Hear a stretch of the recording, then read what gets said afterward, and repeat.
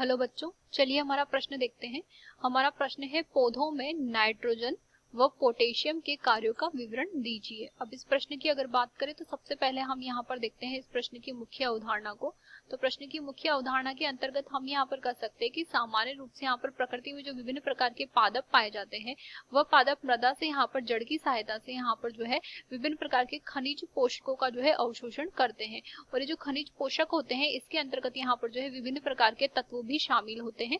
और ये तत्व जो होते हैं वो अनिवार्य प्रकार के यहाँ पर होते हैं और कुछ जो होते हैं सामान्य प्रकार के तत्व होते हैं।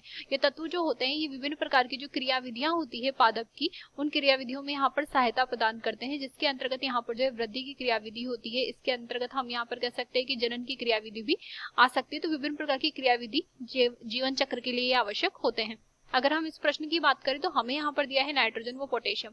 तो सबसे पहले हम बात करते हैं नाइट्रोजन की। तो नाइट्रोजन के अंतर्गत हम यहाँ पर कह सकते हैं कि सबसे पहले तो ये जो है एक अनिवार्य प्रकार का यहाँ पर तत्व है, यानी कि इसके बिना यहाँ पर जो है नाइट्रोजन के बिना यहाँ पर इसका जीवन चक्र जो है संपूर्ण नहीं हो सकता। तो ये अनिवार्य प्रकार का तत्व है। इसके पश्चात हम यहाँ पर कह सकते हैं कि नाइट्रोजन का जो अवशोषण होता है वो सामान्य रूप से यहाँ पर जो है नाइट्रेट के रूप में होता है। तो NO2 माइनस की NO3 माइनस के रूप में यहाँ पर जो है अवशोषण संपन्न होता है। इसके अतिरिक्त हम यहाँ पर कह सकते हैं कि पादप के अंतर्गत यहाँ पर NO2 माइनस के रूप में भी ये पाया जाता है और यहाँ पर NH4 प्लस यानी कि अमोनियम आयन के रूप में भी ये पादप में पाया जाता है। विशेषता अगर कार्य की हम बात करें तो हम यहाँ पर कह सकते हैं कि विभिन्न प्रकार के जो विभुजोतक उत्तक होते हैं जिनमें लगातार यहाँ पर जो है वृद्धि संपन्न होती है। तो विभुजोतक उत्तकों के अंतर्गत यहाँ पर ये जो है मुख्य रूप से इसकी सांद्रता पाई जाती है। इसके अतिरिक्त हम यहाँ पर कह सकते हैं नाइट्रोजन जो होता है वो पादप की यहाँ पर जो उपापचय की क्रियाएं होती है तो उपापचय क्रियाओं में भी यहाँ पर जो है सहायता प्रदान करता है। इसके अतिरिक्त हम यहाँ पर कहेंगे जो नाइट्रोजन होता है ये विभिन्न प्रकार के यहाँ पर जो है संगठनों का भी निर्माण करता है कोशिका के अंतर्गत। अगर संगठनों की हम यहाँ पर बात करें तो इसके अंतर्गत हम यहाँ पर कह सकते हैं कि विभिन्न प्रकार के जो कोशिका के संगठन यानी कि न्यूक्लिक अम्ल जो होता है उसका यहाँ पर जो है निर्माण संपन्न करता है। इसके अतिरिक्त हम यहाँ पर कह सकते हैं कि विभिन्न प्रकार के जो विटामिन होते हैं उनका यहाँ पर निर्माण संपन्न करता है। वो हार्मोन का भी यहाँ पर जो है निर्माण संपन्न करता है।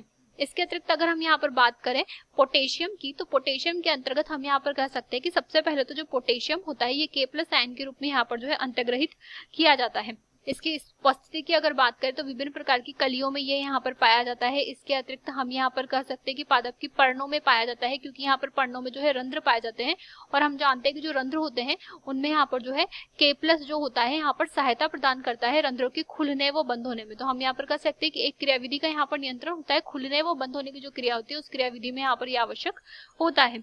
इसके अतिरिक्त हम यहाँ पर कह सकते हैं कि कोशिका के अंतर्गत सामान्य रूप से यहाँ पर जो है पोटेशियम वो सोडियम यहाँ पर जो है पंप चलता है और ये जो पंप यहाँ पर चलता है ये यहाँ पर जो है धनायन ऋणायन का जो संतुलन होता है वो बनाए रखने में यहाँ पर जो है सहायता प्रदान करता है। तो धनायन ऋणायन संतुलन जो होता है उसको यहाँ पर नियंत्रण करने के लिए मुख्य रूप से ये आवश्यक होता है।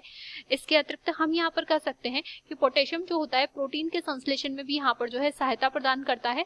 तो प्रोटीन संश्लेषण की जो विभिन्न प्रकार की क्रिया होती है उसमें भी यहाँ पर सहायता प्रदान करता है। वो मुख्य रूप से हम यहाँ पर कह सकते हैं कि विभिन्न प्रकार के जो एंजाइम होते हैं उनकी सक्रियता के लिए भी यहाँ पर जो है आवश्यक होता है। तो एंजाइम कि यहाँ पर जो सक्रियकरण की क्रियाएं होती है इसमें भी यहाँ पर ये सहायता प्रदान करता है। तो आशा करते हैं आपको ये प्रश्न समझ आया होगा। धन्यवाद।